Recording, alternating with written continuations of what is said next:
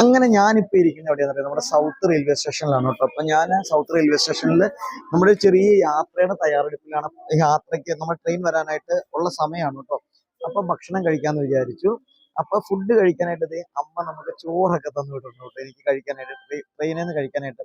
അപ്പൊ അതിന്റെ പ്രധാന കാരണം എന്താ വെച്ചിട്ടുണ്ടെങ്കിൽ ഞാൻ നമുക്കിപ്പോ ഞാൻ മംഗലാപുരത്തിനാണ് പോകുന്നത്, യാത്ര പോകുന്നത്. പക്ഷേങ്കിൽ ഇന്ന് രാത്രിയിലേക്കുള്ള ഭക്ഷണം അമ്മ വീട്ടിൽ നിന്ന് തന്നു വിട്ട് എനിക്ക്. പുറത്തുനിന്ന് കഴിച്ചിട്ടുണ്ടെങ്കിൽ ഞാൻ അങ്ങനെ അങ്ങനത്തേക്ക് പുറത്തുനിന്ന് കഴിക്കാറില്ല. പക്ഷേങ്കിലും നമ്മൾ വീട്ടിൽ നിന്നൊക്കെ പോകുമ്പോഴത്തേക്ക് അമ്മമാരൊക്കെ നമുക്കിങ്ങനെ ഭക്ഷണം തന്നു വിടുമ്പോൾ ഉള്ള ഒരു അവരൊരു കരുതലും സ്നേഹവും ഒക്കെ ഞാൻ ഇപ്പോൾ ഓർക്കുവാണ് കേട്ടോ. ഒരു പക്ഷേങ്കിൽ ഈ ഒരു സമയത്ത് ഞാനിപ്പോ ഈ പൊതിച്ചോറ് എടുത്ത സമയത്ത് ഞാൻ ജസ്റ്റ് അമ്മേനെ കുറിച്ച് ഓർത്തു. അമ്മ ഇപ്പോൾ ഉള്ളതുകൊണ്ട് എനിക്ക് ഈ ചോറൊക്കെ അമ്മ പ്രിപ്പയർ ചെയ്ത് തന്ന് എനിക്ക് വിട്ടു. അപ്പോ ചിലപ്പോൾ ഒരു പക്ഷേ നാളെ അല്ലെങ്കിൽ ഒരു സമയത്ത് നമ്മുടെ അമ്മമാർ അതിന്റെ അടുത്തില്ലാത്തൊരവസ്ഥയാണെങ്കിൽ നമ്മൾ ചിലപ്പോൾ ഇങ്ങനെയൊക്കെ ഇരിക്കുന്ന സമയത്ത് ചിലപ്പോൾ നമ്മൾ ഓർത്തു പോകും ശരിക്കും പറഞ്ഞിട്ടുണ്ടെങ്കിൽ. ആ ഒരു ഭക്ഷണം അല്ലെങ്കിൽ നമ്മുടെ അമ്മ ഉണ്ടായിരുന്നെങ്കിൽ നമുക്ക് തരുമായിരുന്നു എന്നുള്ളതൊക്കെ.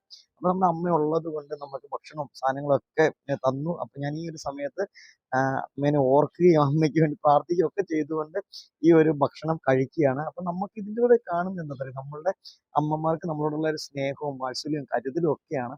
അപ്പൊ എനിക്കിപ്പോ ഞാൻ ഈ ഒരു ഭക്ഷണം കഴിക്കുന്ന സമയത്ത് പറയാനുള്ളത്, നിങ്ങൾക്ക് എനിക്ക് എത്രമാത്രം ഇത് ഇഷ്ടപ്പെടുന്നുണ്ടോ അതുപോലെ തന്നെയാണ് നിങ്ങൾക്ക് ഓരോരുത്തരും നിങ്ങളുടെ അമ്മമാർ അല്ലെങ്കിൽ പേരൻസ് ഒക്കെ, അവരെയൊക്കെ സപ്പോർട്ട് ചെയ്യുക, അവരുടെ കൂടെ നിൽക്കുക.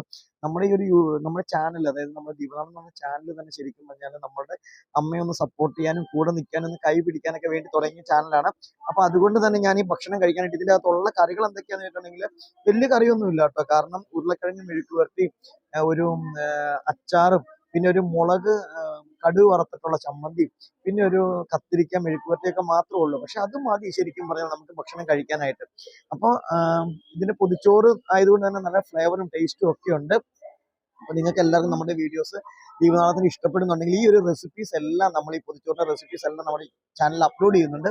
അപ്പൊ നിങ്ങൾ കാണാൻ മറക്കരുത്. എല്ലാവർക്കും നല്ലൊരു ദിവസം ആശംസിക്കുകയാണ്. കൂടെ നിൽക്കുക, സപ്പോർട്ട് ചെയ്യുക.